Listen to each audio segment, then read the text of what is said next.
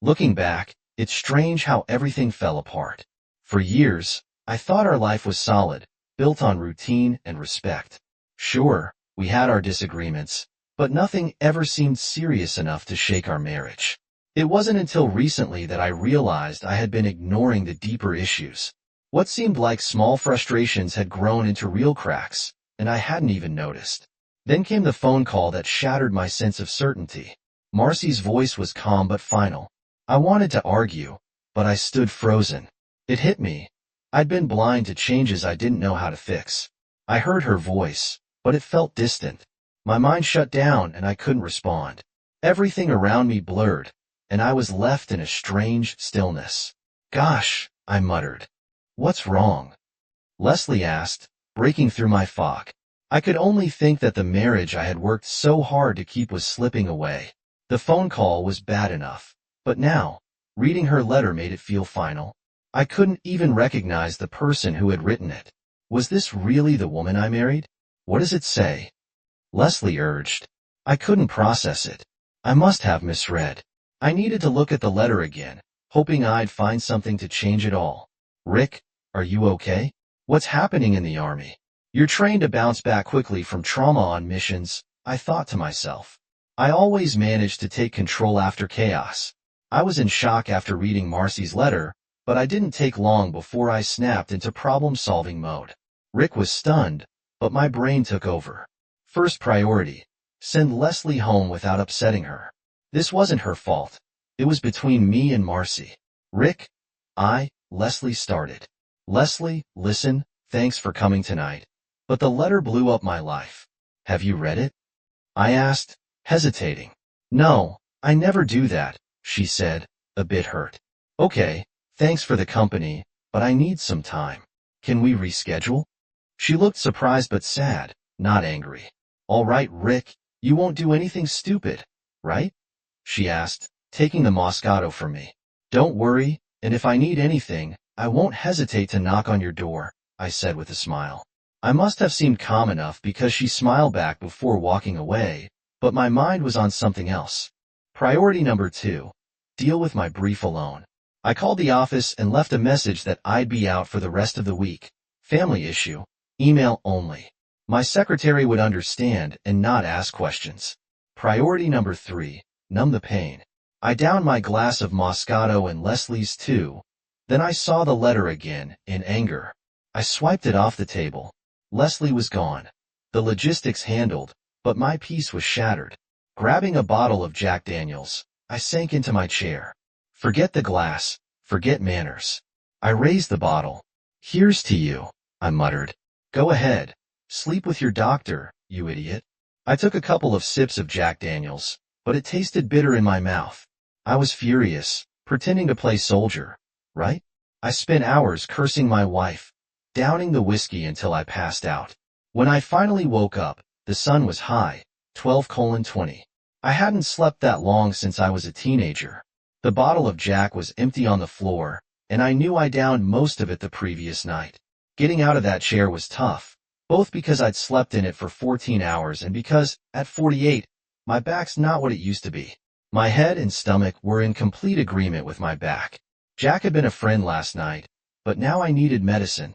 I stepped out onto the deck for coffee and felt relieved that the thick hedge between my yard and the Nelson meant no small talk with nosy neighbors.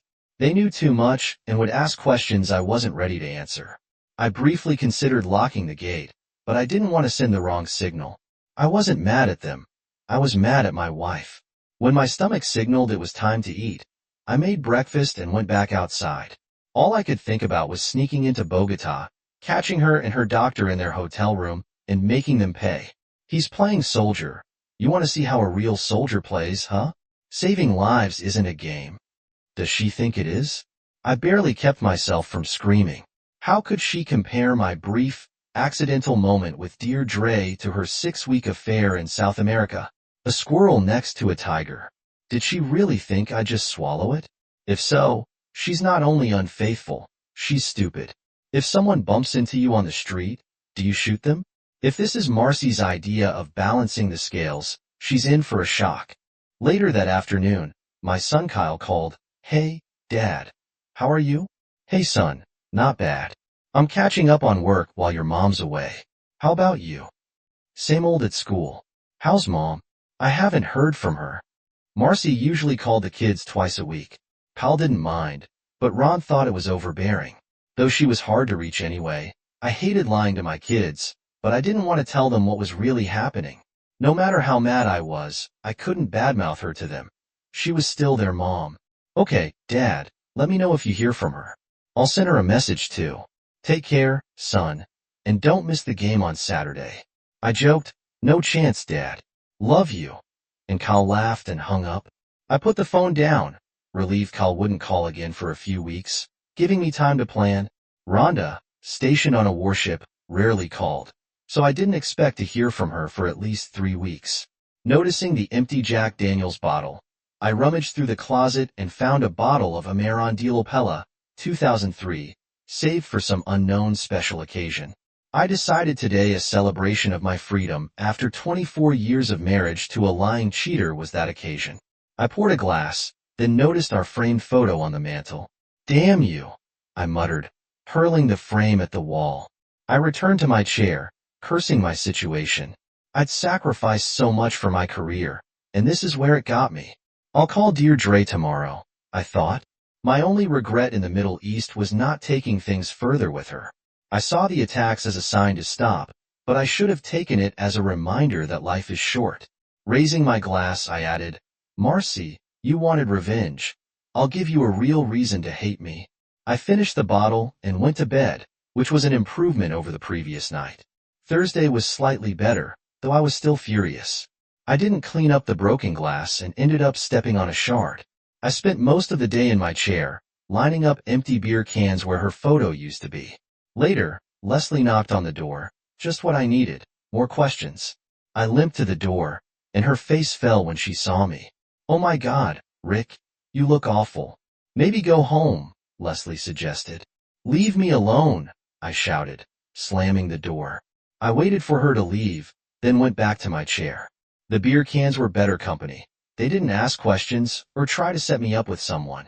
That night, I finally made a plan. I'd go to Marcy's hospital and talk to the president, showing him her letter. The hospital had a strict policy against employee relationships. If they didn't fire her and the doctor, I'd make sure they got sued. I wouldn't gain anything, but it would be sweet revenge. And before that, I'd call Deirdre. Marcy wasn't the only woman in the world. I could find someone else easily. I woke the next morning to my work phone ringing. It took a few seconds to process it was 5 a.m. Who calls at 5 a.m.? Rick Weston, I said. Oh ho, Rick, this is Lauren Dutchman, Ministry of Security. Okay, my French is good, but at 5 a.m. and still feeling the effects of last night's alcohol, I wasn't ready for this. I knew Lauren a bit from past work between French and American intelligence. He was always direct and efficient. Lauren, what's the reason for the early call? Early? It's 8 a.m. here. I thought you were in Washington. No, I'm on the West Coast. It's 5 a.m. here. Oh, my mistake. Sorry, Rick. It's fine. What's going on? A complex situation involving multiple countries had come up, and my company was the main consulting partner. It was serious and needed immediate attention. 3 minutes into the call, I was fully awake. My professional focus kicked in. We spoke for nearly an hour, and by the time I hung up, I had a clear sense of how the next week would play out. My plans to call Deirdre and confront the hospital president would have to wait. After a long shower and a decent breakfast, I spent the day reading reports, calling colleagues in London, Washington, and Ottawa, and preparing for the coming days. I tried calling Deirdre, but it went to voicemail. I didn't leave a message. By 4:30 p.m., it was too late to go to the hospital, so I postponed it for the next week. I emailed my secretary confirming I'd be in the office on Monday, finished up some work, and decided to go to a restaurant. Better to eat alone than stare at photos of my unfaithful wife. I had fish and chips, maybe not the healthiest, but I stayed away from alcohol that night. I went to bed early, exhausted from the week's stress. The next morning, I woke up feeling surprisingly refreshed. As my coffee brewed, the phone rang. Hello, this is Rick. Since when do you call and not leave a message? Teased a familiar voice. Deirdre, Wow, long time no see. I quickly filled her in on my awful week, and she was shocked. Oh my God, Ricky. Marcy doesn't sound like the woman you described back in the Middle East. No, she's changed, and I didn't see it in time. Hey, why don't you come over tonight? I'll cook something better than whatever you've been eating all week, she offered. I learned she'd moved nearby recently and had a new house. Since it was a 90-minute drive, she suggested I bring what I needed to stay the night, which, honestly, had already been part of my plan. First, I needed to apologize to Leslie for being rude when she came by 2 days ago. Around I walked across our backyards, and Leslie saw me before I even knocked. Opening the door with a slight smile, she asked, "How are you, Rick?" Her tone was neutral. "Much better, thanks. Listen, I'm really sorry for how I treated you Thursday night. Too much beer on a bad day is never good. I apologize." Her face lit up. "Apology accepted, Rick. I'm glad to see you're feeling better. Colonel, have time for a drink?" Vincent called as he walked down the stairs. "No thanks, I've got other plans today, but if you're up for dinner sometime, our doors are always open," he added with a wink. Leslie blushed. "I know where you're going with this. I'd be lying if I said I wasn't tempted, but this isn't the right time. Spiting my wife like that isn't the answer, no matter what she said before she left." "I get it," Leslie said, disappointed, "but maybe we can talk over dinner sometime. I'm really curious about this lifestyle." "We'd be honored," Vincent grinned. I went home to finish preparing for the night.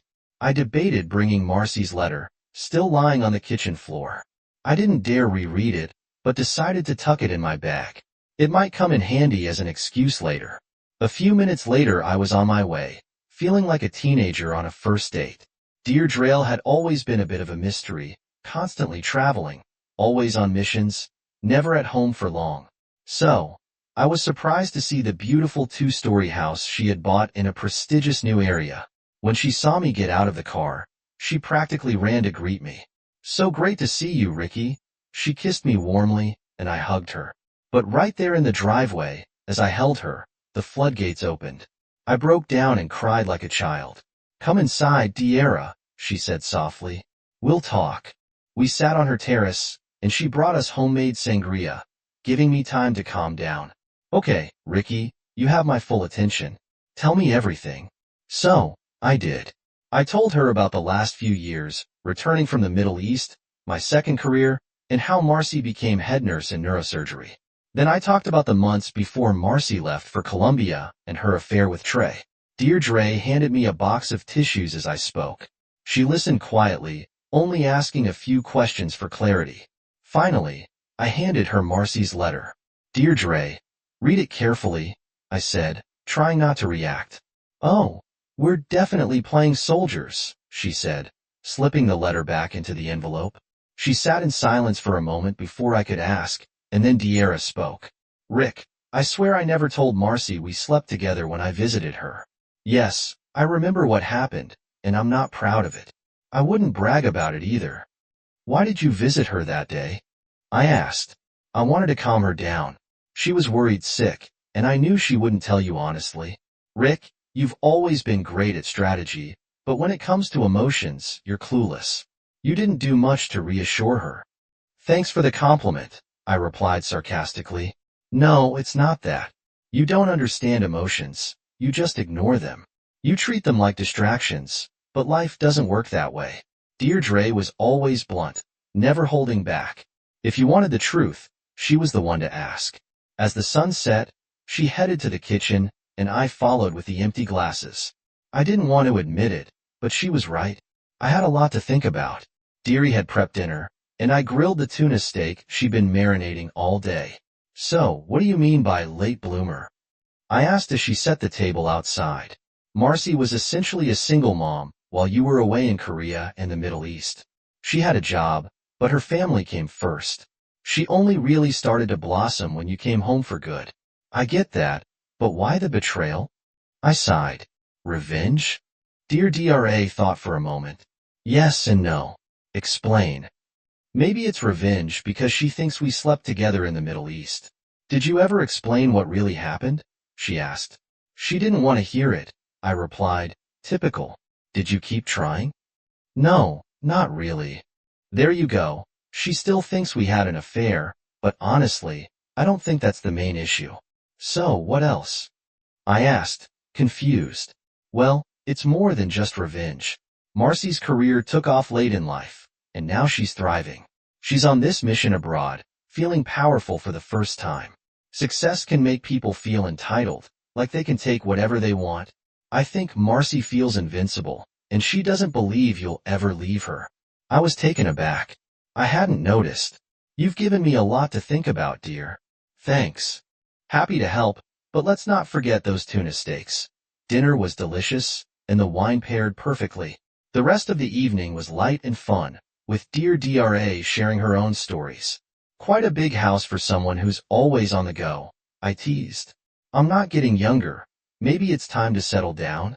I can't picture you settling down, I joked. You'd be surprised, she grinned. Okay, what's his name? There are a few, she laughed. There always are, but if I ever want a real relationship, I need a home base, she said, a hint of nostalgia in her voice. The last few years have been tough, huh? Yeah, I live for work now. I want to work and live. I know it sounds cliché, but that's where I'm at. Dear DRA shared details of her last assignment in Afghanistan. She wasn't in a combat zone, but dealing with clueless people made the job exhausting. Her stories were fun to listen to, and her laughter was infectious. When it was time for bed, I went to the guest room, which was fine by me. I knew dear DRA had a soft spot for me, but I didn't think either of us wanted to cross that line, and the fantasy I'd had the past few days faded. The next morning, I woke up before her and checked my messages. Kyle was happy about his team's win, but there was nothing from Marcy. Dear came into the kitchen, smiling, and I offered to make French pancakes despite her skepticism. I managed to make a decent batch, and we ate like an old couple, silently reading the papers. Finally, I asked, do you think Marcy and I are done? She put down her paper, took a sip of coffee, and said, I could be wrong, but I don't see a future for you two. Her bluntness caught me off guard, but that was dear DRA, honest, no sugarcoating. I appreciate your honesty, I said. She continued, Marcy's disrespect for your marriage and what you did as soldiers shows she doesn't have feelings for you anymore. She didn't say goodbye before leaving, didn't write when she arrived. In her mind, you're already part of the past. I hugged dear Dre goodbye, thanked her, and promised to stay in touch. On the drive home, I kept thinking, what if? If only. Maybe I should have. But I knew I couldn't go back. When I got home in the afternoon, I noticed the Nealons weren't around, so I worked in the yard without interruptions. I wasn't sure if I was ready to return to the office the next day. That night, I couldn't sleep, struggling to accept that my marriage might be over. There had to be a solution, something I'd missed. I still had 5 weeks to figure it out. Monday was spent planning the week, and though I wasn't eager, it became clear I'd need to go to Ottawa by the end of the week. My assistant, Miss Matthews, respected my privacy despite her curiosity about my absence. I decided to update her on the situation, so we had lunch where I briefly explained the events. She was shocked but supportive as always, without offering opinions. Talking about it helped me clear my thoughts. On the flight to Ottawa, I wondered how to save my marriage. Should I follow Marcy's request to prove my loyalty? Would doing so win her back, or would it only earn more contempt? I also thought about Leslie. Having closeness with her, just despite Marcy, seemed pointless. Leslie was attractive, but I never wanted a relationship with someone half my age. I was relieved I hadn't slept with dear DRA. It would have been a revenge act, and I couldn't bear using her like that. I didn't want to do that to Leslie either. I respected my neighbor's lifestyle but wasn't about to exploit it in my own hard times. That evening in the hotel room, I couldn't shake my thoughts. One unresolved issue was Josh. Should I tell him what I overheard on the phone? I wasn't sure. Josh wasn't a close friend, but I still felt he deserved to know, just as I'd want to be told. How would Josh react? Honestly, I had no idea. If I showed up at the Ambassador Hotel next month as Marcy asked, would I find a wife eager to reconcile, or someone ready to announce a divorce? Or maybe she wouldn't show up at all. As I prepared for my trip that week, I didn't have time to visit the hospital to discuss Marcy's affair with the president. But would it even matter if we were heading for a divorce? Would confronting them stop her affair? And did I even want to stay married to someone who felt obligated to be with me? I spent a few days in Washington meeting with federal agents and Canadian colleagues. By the time I returned home, I was in the third week of Marcy's trip, still full of questions and unsure about the future. Sitting in my chair that Friday night, I couldn't understand why Marcy was so angry about what she thought happened between me and Deary in the Middle East. Even though she had been unfaithful during my time in Korea, clearly her revenge wasn't complete. I needed answers.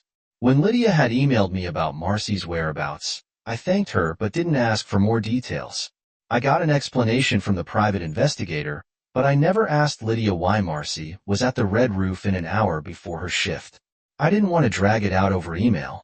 I decided to visit Lydia the next day. I drove to her house, located in a middle-class neighborhood. After calling twice, a man around my age answered. Yes, he asked, looking at me with an intense gaze. Good morning. I'm an old friend of Lydia. I'm just stopping by to say hello. Haven't seen her in years. After a long pause, he said, No one told you my wife died in a car accident 6 months ago? I was stunned. I'm so sorry for your loss, I said, offering my hand. Thank you, he replied quietly. I left, still in shock, and stopped down the road to collect my thoughts. Though I hadn't seen Lydia in years, her death hit me hard. That was it. I wouldn't learn more about Marcy's actions later that day. I got a call, Rick Weston. Hey Rick, it's Josh Washington. Morning Josh, how are you handling things? I was hoping we could talk about that. Meet me at Ori's in half an hour. I arrived early and ordered a pint. The place was nearly empty, typical for a Sunday afternoon. Josh arrived shortly after, looking serious. I had a feeling I knew what he wanted to discuss. After some small talk, he got straight to the point. Rick, Penny called me on Skype yesterday, and she was in tears. It took her a while to speak, but she finally admitted that the day after arriving in Bogota, she slept with one of the doctors, Dr. Evans. Oh, okay. How did you react? I asked, curious about his thoughts. I stayed calm. I asked if it was just a fling or something more. She said it only happened once, and she regretted it the next day. She cried for 2 weeks and couldn't live with it anymore. I thanked her for being honest and told her we'd talk when she got back, and that I wasn't mad. Honestly, I was surprised by how calm I was. So, what's your plan? Stay calm now and hand her the divorce papers at the airport? No, I won't do that. I've had my own affairs, maybe 2 or 3, so getting mad at her would be hypocritical. That's why I asked you here for advice. You're thinking of telling her about your affairs, right? Yeah, but I'm worried she'll be upset that I didn't tell her sooner. It's possible, but you know Penny better than I do. Josh's face grew serious. There's more, Penny said. Marcy is also involved in something, apparently. She's seeing Dr. Trey. I paused before answering. Yeah, I know Marcy's having a full-blown affair with him. She wrote me a letter about it before she left. It's her way of getting back at me for something she thinks happened in the Middle East. Did you cheat? Josh asked. No, we kissed for 15 minutes in shock after a bomb went off near us. That's it. You're a firefighter. You understand that feeling. So what now? Divorce seems like the logical step, but the idea of divorcing over a misunderstanding eliminates me, I said, fighting back tears. Josh sighed, and we sat in silence for a moment before he spoke again. Penny told me about Trey weeks ago. All the women at the hospital are crazy about him.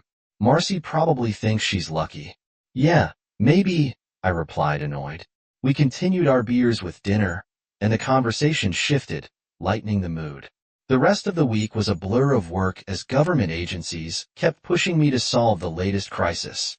In the evenings, I'd break down, overwhelmed by what my life had become. I knew I had to make a decision. One night, I carefully weighed my options. Option 1. Meet Marcy at the Ambassador Hotel as she asked. Let her tell me how things are, and see if there's any chance to fix things. This option made me uncomfortable. It gave her all the power. She could even show up with Trey and tell me it was over. I felt like I'd been humiliating enough. Option 2. Close all joint credit cards, open a new bank account in my name, transfer half of our joint funds, rent an apartment, move my things, and file for divorce. then hand her the papers in the hotel lobby and let my lawyer handle the rest. It was a clean, straightforward option and probably what most people would advise, but the thought of it brought tears to my eyes. It would be painful, but maybe the pain wouldn't last long. Option 3 was to send Marcy a message or email, saying I wouldn't be meeting her at the ambassador because I had filed for divorce, and she would be served there. But this wasn't ideal. Marcy might not check her messages, and even if she did, she'd likely try to contact me. I didn't want a long-distance argument. Option 4 was to disappear without a trace. This would lead to a divorce within a year, but I didn't like the idea of living and hiding. That wasn't the life I wanted. Option 5 was a revenge tactic. The day before she returned, send copies of Marcy's letter to our children, parents, and friends, then leave for a 2-week vacation in the Caribbean. It was tempting, but not my style. I didn't want to expose our private issues or be seen as a victim. In the end, it wouldn't resolve anything, and I'd be left with the same problems. Unfortunately, option 6, pretending the last month never happened, was impossible. All 5 options seemed to lead to a divorce. Filing for divorce felt inevitable, and I realized I needed to act. I knew a few lawyers and decided to make some calls on Monday. I scheduled an appointment with Doug Atwater, known for getting things done quickly. He came off as aggressive and a bit rude, and we clashed right away. I explained the situation and handed him Marcy's letter. "How long has she been gone?" he asked. "Almost 4 weeks," I replied. "3 weeks to realize divorce is the only option," he said, with a mix of surprise and contempt. "Yes," I answered. "What more proof do you need that she doesn't care about you?" His tone was meant to push me from sadness into action. I told him I wasn't concerned about material things. I just wanted it over quickly. I asked him to draft papers that Marcy wouldn't fight, so we could avoid dragging it out. He seemed reluctant but agreed. Atwater said the documents would be ready by Friday. He'd send a copy to my office and arranged for Marcy to be served at the Ambassador Hotel 2 hours after her flight landed. The following week was one of the busiest of my career. I worked from 6 o'clock in the morning to 10 at night, spending days on the phone with Europe and evenings handling paperwork. Kyle texted a couple of times, mentioning his final exams were coming up. He'd be home in 4 weeks, 2 weeks after Marcy returned. I doubted the situation would be resolved by then. It was strange that Kyle hadn't heard from Marcy, but he assumed, based on what I'd told him about her schedule, that she wouldn't contact him before returning. Rhonda called just to check in, and like Kyle, she hadn't heard from Marcy either, which wasn't surprising given her workload. I came home exhausted every evening that week, and the guy from the takeout place nearby quickly became my best friend. I didn't have the energy to pack or look for an apartment, so that would have to wait. I also didn't meet with the hospital president. What was the point if Marcy and I were divorcing? I worked all day Saturday and spent Sunday doing chores and gardening. While watering the garden, I heard Vincent calling Leslie from inside. I walked over to say hello. Vincent greeted me with a big smile and asked how I was doing. "I'm feeling better, more at peace than 4 weeks ago," I replied. "Glad to hear it. Any news from Marcy?" he asked. "Not really. She's in places without much signal." "Hey, Vincent, can I take you up on that dinner offer?" I asked. "Of course, how about this Friday?" "I've got some steaks to grill," he said happily. "Perfect, see you Friday," I agreed. The next week was just as busy, leaving me no time to think. On Friday morning, a courier delivered my copies of the divorce papers. I treated the envelope like Marcy's letter, something I didn't want to open. It could wait. Then, just before lunch, everything changed. Ron Dutchman called to say our situation in Europe was getting worse. I called my colleagues and realized I'd have to go to Europe for at least 10 days, meaning I wouldn't be home when Marcy returned the following Friday. This ruled out option 1, since I had never seriously considered options 3, 4, or 5. My only choice was option 2, but I wouldn't be there to discuss it with her. She'd have to figure things out herself, just as I had been left to do for the past 5 weeks. On my way home, I bought a couple of bottles of wine, took a quick shower, and headed to the Nealon. Leslie greeted me warmly, and thankfully, there were no sexual undertones this time. Vincent couldn't stop praising the new butcher shop where he'd found the steaks. Dinner was great. The food was excellent, and the company was enjoyable. I shared more details about Marcy's letter, but didn't mention filing for divorce. Maybe it was my way of letting Marcy explain the chaos she caused. After dinner, we cleared the table and sat on the terrace with glasses of port. With the wine flowing, I decided to ask something that had been on my mind. So, I'm curious, how did you two start sharing Leslie with other men? They were surprised, but Vincent quickly recovered. It started as a fantasy years ago. We were watching a documentary about unusual sexual practices, and Leslie seemed especially interested when they talked about partner swapping. After the show, I teased her, and she admitted it had been a long-time fantasy of hers. That intrigued me too, and after nearly a year of talking, we decided to try it. Do you both swap partner, or is it just Leslie with other men? Do you also sleep with other women sometimes? But it's not my main fantasy. We started by dating other couples, but I realized I get the most pleasure from watching Leslie with other men. I've been with other women, but none of them gave me the same thrill as Leslie. He leaned in and whispered, "Leslie is amazing in bed. Her body is perfect, and her energy is like a nuclear bomb." Leslie blushed. "So, there's no real incentive for you to sleep with other women?" I asked. "No," Vincent said. "It happens sometimes, but it's becoming less frequent." "Do you ever feel jealous watching Leslie with other men?" I asked. "No, not at all," Vincent replied. "Leslie never meets them in secret. Everything is open, and afterward, we make love and talk about it. Sometimes, we even laugh." He paused. "So you both see it as a shared experience, without feeling forced or left out?" "Exactly," Vincent confirmed. "You got it. Do you view this as a hobby, separate from your marriage vows?" I asked. "Yes," Leslie chimed in. "Love is love, and Z is sex. I've never broken my vows because Vincent and I agree on what we do with our bodies." Vincent added, "It's normal, after years of marriage, to wonder what it's like with others." What were my choices? Vincent continued. Cheat on Leslie, or explore this with her. The second option was full of possibilities. I nodded. I'm intrigued, but I don't think I could ever watch Marcy with another man. Knowing it happened is bad enough, but seeing it would be unbearable. Vincent gave me a sympathetic look. Your situation is different, Rick. Marcy did it behind your back and gave you a free pass afterward, hoping that would make up for it.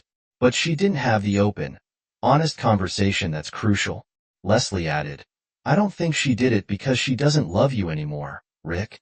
She probably just wanted to explore something new, but she handled it badly. Exactly, Vincent agreed. She didn't get your consent, and that's the key difference. After a long hug with both of them, I headed home.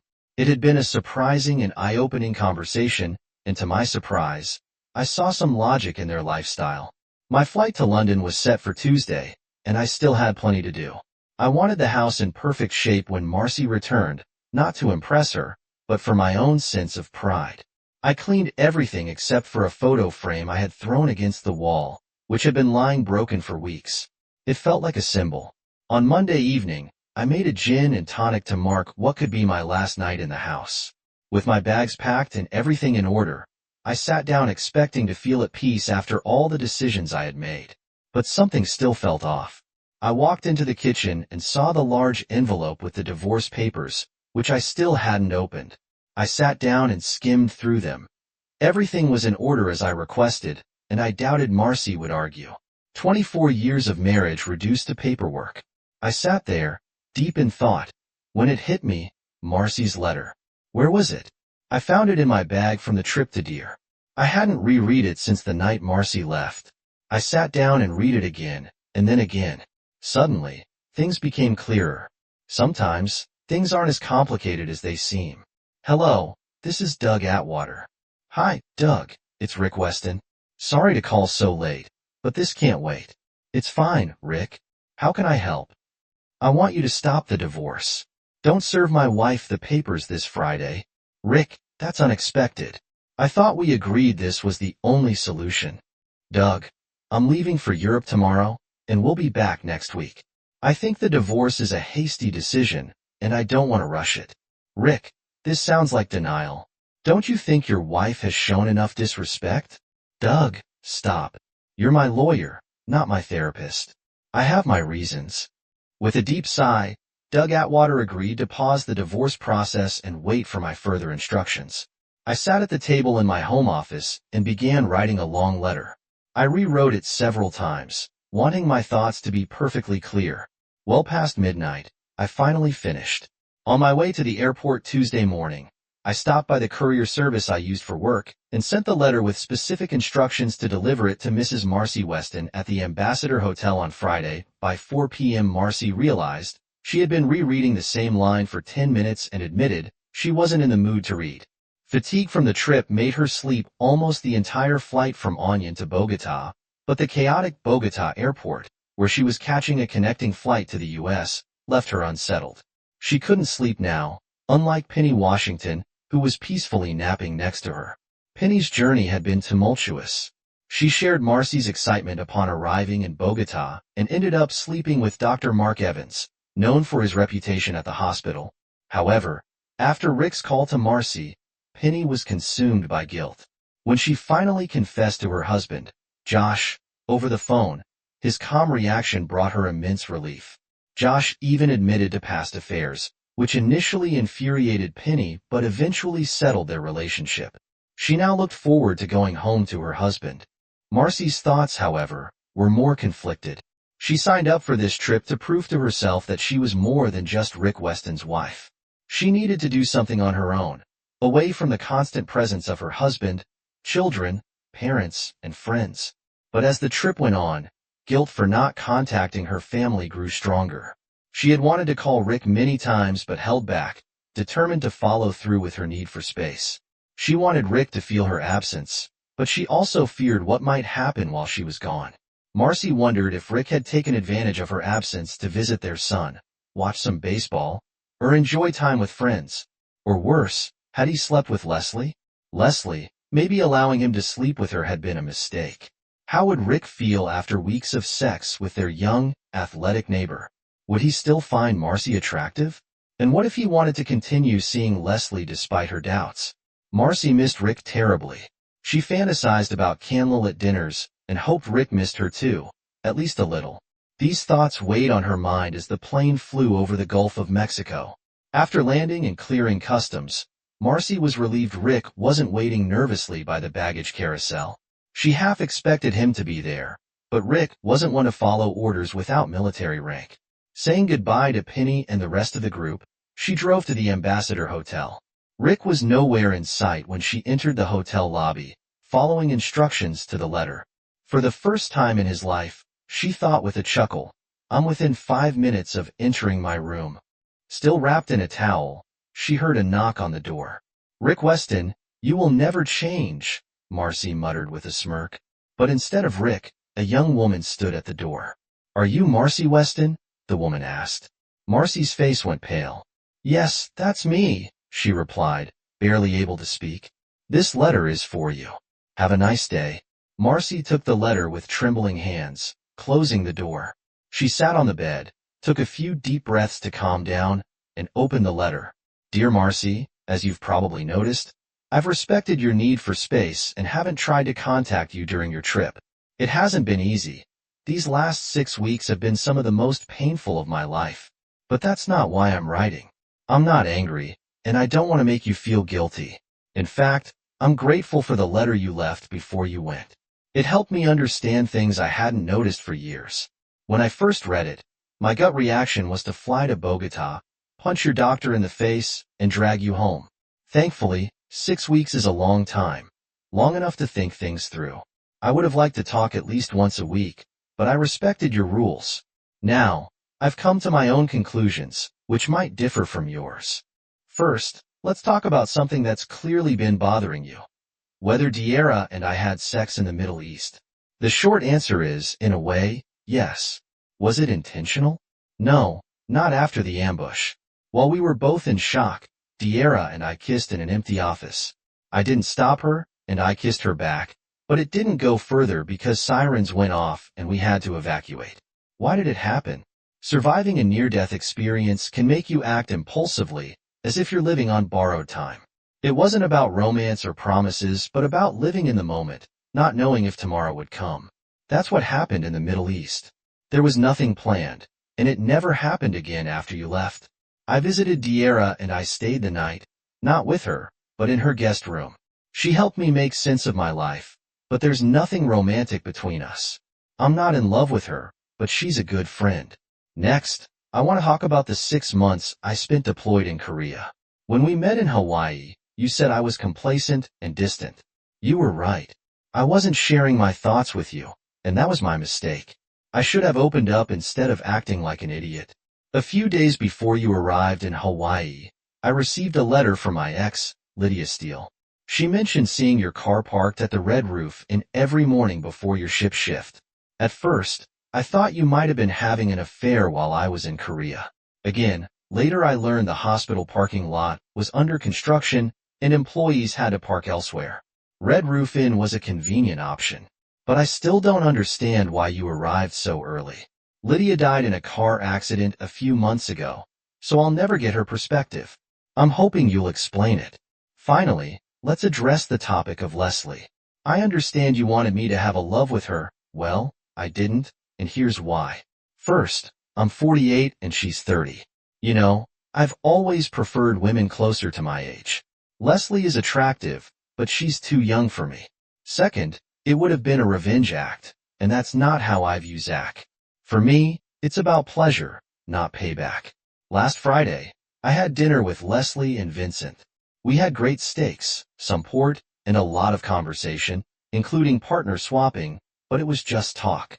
Now let's move on to your trip and the content of your letter. This may surprise you, Marcy, but if you had told me you felt the need to sleep with someone else, I would have been open to a friend conversation about it over a bottle of wine. I would have shared my feelings and fantasies, and maybe we could have explored something new together. But you chose a different path. You left without saying goodbye, didn't let me know you'd arrived safely, and left me a letter 2 days later, essentially saying you wanted to cut me out of your life for 6 weeks to live your own and enjoy a romance you arranged for me to sleep with our neighbor to ease your own guilt. The subtle jabs about my career and playing soldier hurt, Marcy, and they still hurt. It took your trip and affair for me to fully understand how angry you've been at me for all the time I was away. I keep wondering how we ended up here, and 3 things come to mind. First, I think you resent me for having a successful career while you were left to raise the family. You managed the kids, the house, the bills, and everything else, which left you with neither the energy nor the opportunity to pursue your own career. Second, when I retired, you finally got the chance to focus on your career, and now you're recognized as the best nurse at the hospital. It gave you new wings, and you felt like you deserved the freedom to fly wherever you wanted after being held back for so long. I get that. I would have felt the same way. I would have been happy to talk to you about it, maybe even celebrate with you, but you were too angry with me to share that. The third, and perhaps the biggest reason we're in this mess, is that over the years we've done a terrible job of communicating.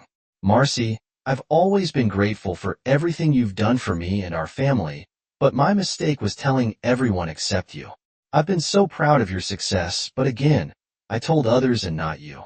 If you had shared your feelings with me, and I'd listened, things could have been so different. I'm afraid it might be too late now, Marcy. We may have grown too far apart to fix things. That's why I contacted a lawyer and prepared divorce papers, which I was going to give you today. But your letter gave me a sliver of hope. Maybe there's still something left to save. So, I've decided not to let things fall apart without opening the door to an honest conversation. By now, you've likely guessed that I won't be meeting you in the lobby today. There are 2 reasons for that. First, I'm a coward. When you told me that Dr. Trey was just a fling, that you didn't love him, I believed you. But how do things stand now, after living with him for 6 weeks? Have you fallen in love with him? Maybe he's sitting next to you right now as you read this letter. I can't face the possibility of meeting you in the lobby and being told we're over, that you're now with him. That's more than I can handle right now. The second reason I won't meet you today is logistical.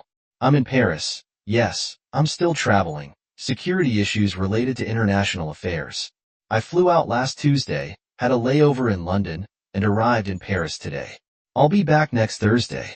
My flight schedule is in the envelope. When I return, I suggest we meet at the Ambassador Hotel, just as you wanted to today. If you show up, I'll know 3 things. First, you still want to be my wife. Second, your affair with Trey is over, and third, you're ready to take the lessons from the past and make our marriage better. Don't come if any of these is missing. Also, please don't try to contact me before then. I want your decision to meet me to come from your own thoughts. If you don't show up within 2 hours of my arrival, I'll know and accept that it's over. I won't be angry or resentful. I'll just cry a little more and then try to move on. Whatever happens, Marcy, I want to apologize for everything I did that may have contributed to this sad situation. I remember the last thing you wrote in your letter and what you said on the phone, that you love me. I love you too, Marcy, crazy, and I'm holding on to it with love. Rick. Marcy lay back on the bed, staring at the ceiling for several minutes before she could gather her thoughts. Oh my God, I definitely didn't expect this, she said aloud, tears streaming down her face. She had always believed she loved Rick more than he loved her. In her mind, she was just one part of Rick's life, with his career always coming first. She felt like he resented her for making him stop flying. Their life had been normal, not perfect, but normal, like many couples. She never imagined Rick would do such deep soul-searching about their marriage. She thought her trip would be a wake-up call for him, nothing more. She joked in her letter that Rick might want a divorce, but she never truly believed he'd seriously consider it. Unless he's joking, she thought. But no, that's not like him. She couldn't believe Rick was so deeply affected by her actions, or that these 6 weeks had been such torment for him. She ordered dinner and a bottle of red wine for her room. Rick wasn't coming, but she wasn't ready to return to their empty house just yet. I've always hated flying to and from Europe. 11 hours crammed in a plane is pure torture for the nerves and back. I was irritated as we finally landed after a chaotic flight, but relieved that we'd fixed the information leak in Europe before it gained public attention. Now, I could finally focus on the most pressing issue, Marcy. Apart from not meeting her at the hotel last Friday, I had followed her requests. I even took disease tests in London last week. I chuckled to myself thinking about the irony of sitting in a London clinic after not having been with anyone since Marcy left. The nurse was losing patience as she struggled to find a vein in my arm. As I drove to the hotel after landing, I realized I hadn't worked out a plan B if Marcy didn't show up. My nerves kicked in as I took the elevator from the parking lot to the main lobby. I was right on time, and there were no messages from her saying she'd be late. The lobby was nearly empty, except for a woman sitting anxiously by the door. "Hi, Marcy," I said softly from behind. She jumped up and threw herself into my arms. "Rick, God, I missed you so much," she said, sobbing. We hugged for almost a minute before I gently pulled back and smiled at her. "Rick, I'm so sorry for everything," she said, taking my face in her hands. I kissed her forehead. "Shall we rent a room?" I asked with a wink. We got a room, ordered lunch and wine. Half an hour later, once we were in the room, I asked Marcy to wait while I took a quick shower to freshen up after the long flight. "Sorry for the delay, but I needed it," I said. "Yes, it was necessary," Marcy replied with a teasing laugh. She waited with a glass of Pinot Noir and a piece of paper. I eyed her cautiously. "This is my clean bill of health," she said, grinning. I laughed and showed her mine. "Marcy, can you confirm that Dr. Trey is no longer part of the picture?" I asked, haunted by uncertainty for the past 7 weeks. "Trey, Marcy," I continued, almost laughed. "Rick, I ended things with Trey the same night you called me in Bogota. After we hung up, we continued what we were doing, but he started bragging and insulting you. I didn't like it. I stopped, looked at him, got my things, and went in my room. He barely spoke to me for the rest of the trip. Things were icy even in the operating rooms. Marcy, I've spent 7 weeks worrying that you'd fall in love with him and that the two of you would come back here together. I admitted, Rick, that was never going to happen. Your call that night made me realize what a jerk he was, and I wasn't the only one. He alienated the entire group within 2 weeks. I took Marcy's hands. Marcy, you have no idea how happy I am to be sitting here with you today, I said, tears welling up in my eyes. Rick, my love, we've been living in 2 different worlds these past 2 months. It's time for us to reconnect. We talked for hours, leaving nothing out. Marcy had come to terms with what happened between me and Deary in the Middle East. She admitted she felt awful for planning her affair in response to something so minor. She also explained why she had been going to the Red Roof in the parking lot while I was in Korea. Her friend and colleague, Carlotta Jimenez, was hiding her sister, Juanita, who had entered the U.S. illegally.